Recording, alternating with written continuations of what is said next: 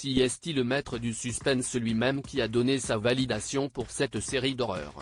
Fraîchement arrivé en France, Stephen King adore cette fiction déconseillée aux moins de 18 ans. Merveilleux concept, magnifiquement traité. Sur Twitter, Stephen King ne cache pas son enthousiasme après avoir vu les 3 premiers épisodes de From, la série d'horreur à voir sur Paramount+. L'intrigue plonge le spectateur dans une ville cauchemardesque du centre des États-Unis qui piège tous ceux qui y entrent. Ne pouvant plus en sortir, les habitants se battent pour conserver un sentiment de normalité tout en cherchant une issue. Ils doivent également survivre aux menaces de la forêt environnante et aux créatures terrifiantes qui sortent à la tombée de la nuit. Visiblement emballé par From, l'écrivain américain à qui l'on doit Shining, Cimetière ou encore Carrie élabore même une hypothèse: est-il possible que ces personnes soient mortes sans le savoir? From sur Paramount+, une série d'horreur approuvée par Stephen King. La série, qui est plutôt passée inaperçue, est régulièrement comparée à une autre série surnaturelle qui raconte l'histoire d'un groupe de personnes coincées, cette fois-ci sur une île, Lost.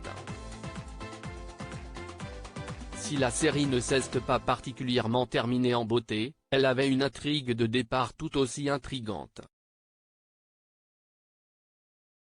Les similitudes ne s'arrêtent pas là puisque Cole Perrino, apparu dans plusieurs saisons de Lost, est désormais l'acteur principal de From, où il officie en tant que shérif autoproclamé et maire de la ville, Boyd Stevens.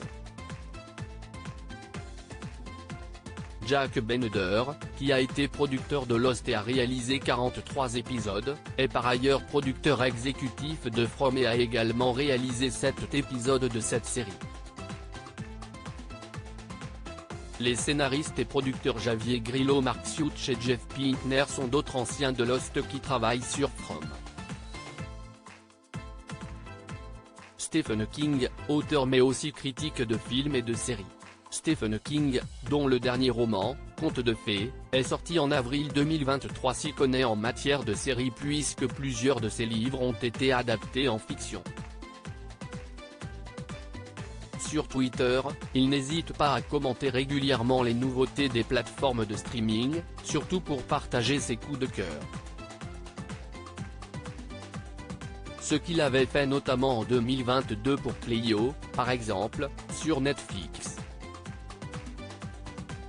Plus récemment, il a aussi tweeté à propos du film Flash, qui sortira le 14 juin au cinéma: « J'ai vu The Flash en avance, aujourd'hui. Je ne m'intéresse pas franchement aux films de super-héros en général, mais celui-ci est spécial.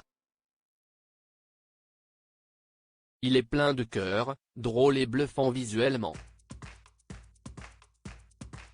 Je l'ai adoré. » L'écrivain est aussi cash quand il s'agit des adaptations de ses propres romans.